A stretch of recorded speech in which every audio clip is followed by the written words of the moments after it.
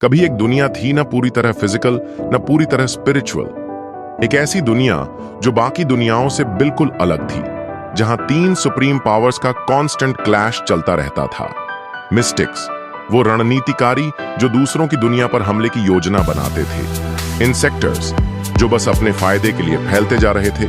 Unstoppable colony builders.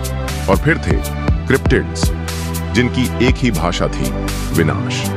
तीनों के बीच कभी शांति नहीं रही। जब क्रिप्टिड्स बहुत बढ़ जाते तो मिस्टिक्स और इंसेक्टर्स, जो आमतौर पर एक दूसरे के दुश्मन होते थे, एक टेम्पोररी अलायंस बना लेते, सिर्फ क्रिप्टिड्स को खत्म करने के लिए। ये साइकिल बार बार चलता रहा। किसी ने कभी नहीं सोचा था कि ये चक्र एक दिन ब्रेक होगा। और फिर आया बदलाव। उसी दुनिया में था एक नाम, फेल्डवे। एक वक्त था जब वह एक एंजल था, दिव्य शक्ति का उपयोग करता हुआ वेल्दनावा, गॉड ऑफ क्रिएशन के भगवान के पास खड़ा था। वही जिसने अनगिनत जातियां और दुनियाओं बनाई थी। वेल्दनावा ने फेल्डवे को नाम दिया और इस नाम के साथ मिली आत्म सचेतना। इसी से फेल्डवे बना पहला मिस्टिक। वह पूरी तरह से वफादार, समर्पित और इंसानियत के लिए खतरों के खिलाफ क्रूर था। लेकिन फिर आया इवालाज, एक मिस्टीरियस ड्रैगन जो बिल्कुल भी कंट्रोल नहीं किया जा सकता था। उसे न समझा जा सकता था, न रोका जा सकता था। उसका नाम था वर्ल्ड डिस्ट्रॉयर ड्रैगन। वह प्योर डिस्ट्रक्शन था, बिना किसी लॉजिक या भावना के। फेल्डवे भी उसे अकेले हराने में असफल रहा। आखिरकार वेल्दानवा ने खुद हस्तक्षेप किया और इवलाज को किसी अदर वर्ल्ड में भेज दिया। लेकिन जहां उसे भेजा गया, वहां उसकी एनर्जी फैल गया और वहीं से जन्मे क्रिप्टिड्स। वे आइवलाज के साए जैसे थे, बिना दिमाग के, निर्दयी, अनस्टॉपेबल। फेल्डवे उन्हें देखता और डिस्गस्ट महसूस करता। लेकिन वक्त ने सब कुछ बदल दिया। एक दिन क्रिप्टिड्स में से एक इवॉल्व हुआ, जो शक्तिशाली, बुद्धिमान और चौंकाने तौर पर स्थिर था। उसका नाम था ज़ेरानस।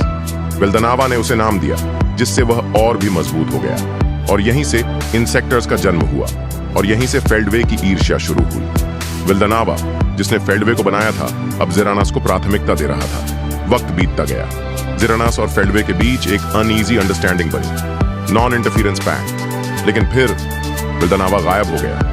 फेल्डवे ने सालों इंतजार किया, 1 साल, 100 साल, हजारों साल, लेकिन वह नहीं आया। और फिर एक शक उसके दिल में आया, क्या वह हमें छोड़ गया? शायद वह मर चुका हो। यह सोच फेल्डवे के अंदर जहर बन गई। उसकी नफरत अब बॉइलिंग पॉइंट पर थी। अब वह सब कुछ मिटा देना चाहता था। मानव, एल्फ, गॉब्लिन, बीस्ट फोक, हर कोई जिसने वेल्दनावा का नाम भी भूल गया था। वह इस अबैंडन्ड दुनिया का नया क्रिएटर बनना चाहता था। और फिर एक आवाज उसकी सोच में गूंजती है, क्या तुम मुझे सुन रहे हो फेल्डवे?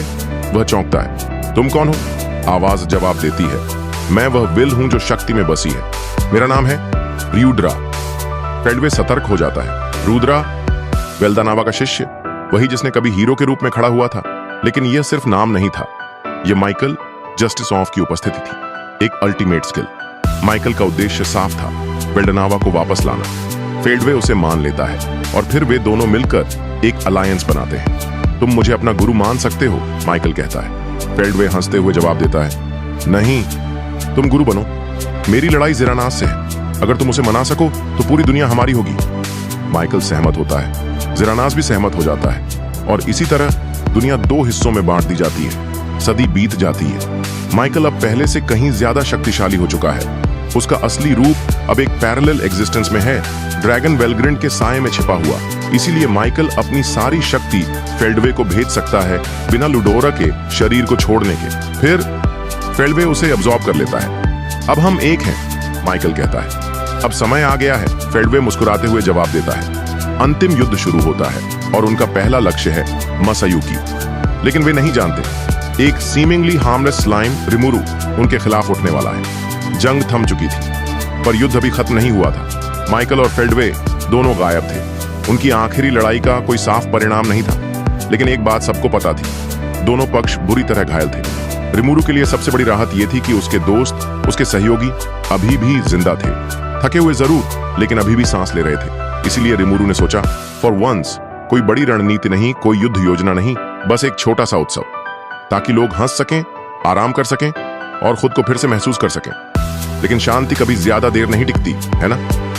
उत्सव की तैयारियों के बीच ही खबर आई, टेम्पेस्ट की एक सीमा पर आग लग गई थी। कुछ इमारतें जल गई थीं, लेकिन शुक्र है गेल्ड और उसकी टीम ने स्थिति को काबू में कर लिया था। कोई नुकसान नहीं हुआ, लोग सुरक्षित थे। रिमूरू ने गहरी सांस ली। सब ठीक है अभी के लिए, लेकिन अंदर कुछ था जो सही नहीं लग रहा था। इस बीच लैबिरिंथ के अंदर हालात पहले ही बिगड़ चुके थे। फेल्डवे का सबसे खतरनाक योद्धा ज़लरियो लैबिरिंथ में प्रवेश कर चुका था और उसके साथ थे 5 जनरल्स जो हर एक अपने आप में एक आपदा थे। ट्रीनी, चेरिस, ड्रैगन लॉर्ड्स सब सामने थे। वे जानते थे अब असली लड़ाई शुरू हो चुकी थी। रिमूरू, वेल्डोरा, बेनिमारू सब गैर हाजिर थे। अब बचाव का जिम्मा उनके कंधों पर था। ट्रीनी ने बात करने की कोशिश की। पलट जाओ, इस जगह को और खून खराबे की जरूरत नहीं। ज़ेरारियो शांत, ठंडा और भयंकर खामोश। उसने सिर्फ एक बात कही, हमारा एक ही लक्ष्य है, मसायुकी, उसे हमारे हवाले कर दो और हम चले जाएंगे। ट्रीनी एक पल भी नहीं हिली। नहीं, और फिर सब कुछ बिखर गया। ट्रीनी ने आसमान में उड़ते हुए ज़ालारियो पर हमला किया। इनविजिबल ब्लेड हवा में घूमने लगे, एक ऐसी तकनीक जो किसी को भी चीर सकती थी बिना वह महसूस किए। लेकिन ज़ेरारियो हिला तक नहीं, वह खड़ा रहा बिना किसी प्रतिक्रिया के। उसके चारों ओर एक स्पेशल डिफेंस जोन बन गया था। ट्रीनी ने हार नहीं मानी। वह जानती थी यह लड़ाई जीतने की नहीं थी, यह समय खींचने का काम था। जब तक रिमूरू या वेल्डोरा वापस न आ जाएं, उसे बस टिके रहना था। दूसरी ओर मसायुकी शहर में लोगों की मदद कर रहा था। वह एक हीरो था, एक उम्मीद का प्रतीक। लेकिन सब भूल चुके थे, वह असल में एक आम इंसान था, सिर्फ गलतफहमियों और किस्मत से बना एक हीरो। उसके साथ था वेनम, एक रहस्यमयी ताकतवर रक्षक जिसे डायब्लो ने उसके साथ भेजा था।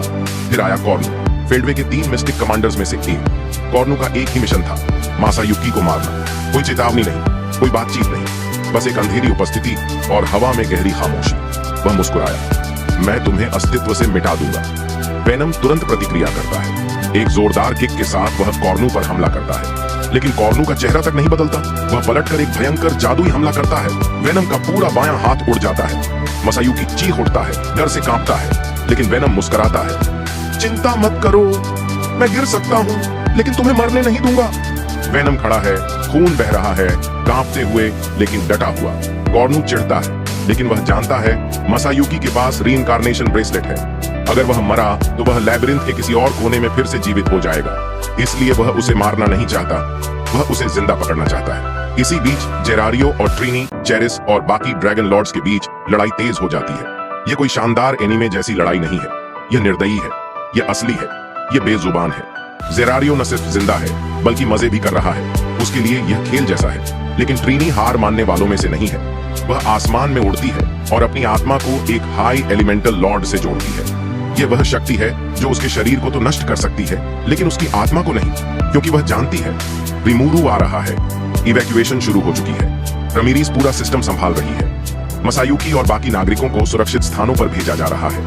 पूरा लेबिरिंथ अब युद्ध क्षेत्र में बदल चुका है। और एक बात साफ हो रही है, यह युद्ध कोई सामान्य युद्ध नहीं है, यह विश्वासघात का है। एंजल्स जो कभी न्याय के लिए खड़े थे, अब राक्षस बन चुके थे। सब कुछ शांत लग रहा था, पर रिमूरू जानता था कि यह शांति केवल बाहर थी, अंदर नहीं। रमीरेज की टीम की रिपोर्ट सुनने के बाद रिमूरू को एहसास हुआ कि वह एक बाल बचे संकट से गुजरा है। डीनो की गद्दारी और ज़ारारियो का हमला अगर जरा भी और गहरा हो जाता तो रमीरेज मारी जा सकती थी। ज़ीजिन का समय पर पहुंचना ही उन्हें बचा पाया। क्लोई ठीक थी। चुना ने बताया कि जब वह फिर से एक बच्चे में बदली, वह होश में आ गई और उसे चिकित्सा केंद्र में रखा गया है। यह सुनकर रिमूरू ने चैन की सांस ली। अब अगला कदम था इंटरव्यूज। हर उस व्यक्ति से व्यक्तिगत बातचीत जो इस पूरे युद्ध में शामिल रहा था। यह न सिर्फ स्थिति समझने के लिए था, बल्कि यह देखने के लिए भी कि कौन सच में साथ है और कौन नहीं। सबसे पहले रिमूरू बेरेटा से मिलता है। वह सम्मानित महसूस करता है कि उसे सबसे पहले बुलाया गया। वह खुश है कि रमीरेज सुरक्षित है और अपने कर्तव्यों को निभाने में गर्व महसूस करता है। इसके बाद बारी आती है गेल्ड की। वह एक समर्पित योद्धा है जो टेम्पेस्ट की रक्षा में जुटा था। रिमूरू ने उसे बेल्जेबुथ, लॉर्ड ऑफ ग्लटनी की शक्ति दी, एक अल्टीमेट गिफ्ट जिससे उसकी रक्षा और नेतृत्व क्षमता कई गुना बढ़ गई। फिर रिमूरू ने अदलमन और उसके साथियों अल्बर्टो और वेंटी का इंटरव्यू लिया। तीनों अब अत्यधिक शक्तिशाली हैं और उनकी नई शक्ति अमोर्टैलिटी और इटर्नलिटी के साथ अब वे मर नहीं सकते जब तक अदालमन जीवित है। रिमूरू को महसूस होता है कि उसकी टीम अब वाकई में डराने वाली हो गई है। फिर आई एपिटो जो पूरी श्रद्धा और खुशी से रिमूरू को धन्यवाद देती है। उसके बाद ज़ीजिन आता है, सबसे ताकतवर गार्डियन। रिमोरू उसका धन्यवाद करता है, पर जीजन उसे ईश्वर की तरह देखता है और मानता है कि यह सब रिमोरू की योजना का हिस्सा था, जबकि असल में सब कुछ संयोग था। इसके बाद शियोन आती है। वह अपने नए कौशल मास्टर शेफ और डिवाइन बैटल व्हील के बारे में बताती है। वह भी एक नई शक्ति के साथ इवॉल्व हो चुकी है, लेकिन उसके अंदाज में वही पुराना शोनेन जैसा ओवर ड्रामेटिक जोश है। अब डायब्लो, टेस्टारोसा, अल्टीमा और कार्रेरा की बारी है। डायब्लो और अल्टीमा आपस में लड़ रहे होते हैं कि कौन पहले इंटरव्यू दे। दोनों घायल हैं, लेकिन फिर भी हंसी मजाक करते हुए आ जाते हैं। शैतानों के लिए दर्द सिर्फ एक और अनुभव है। फिर रिमोरू करेरा से बात करता है और वह चौंकाने वाला सच बताती है, अगेरा हकूरो का दादा है। यह खबर रिमोरू के लिए एक झटका थी, लेकिन करेरा ने यह जानकारी ऐसे दी जैसे बोझ उसके कंधे से उतर गया हो। एक एक करके सारे इंटरव्यू पूरे हो जाते हैं। रिमोरू अब जानता है कि उसकी टीम मजबूत है, शक्ति, वफादारी और भावना तीनों के स्तर पर। लेकिन उसके मन में एक सवाल अभी भी रह गया है, युकी कागुराज़ाका। युकी के बारे में न रिमोरू ने कुछ कहा और न उसने कोई सफाई दी। वह बस मुस्कुराता रहा और रिमोरू उसे देखता रहा। कभी कभी जो कुछ नहीं कहता वही सबसे ज्यादा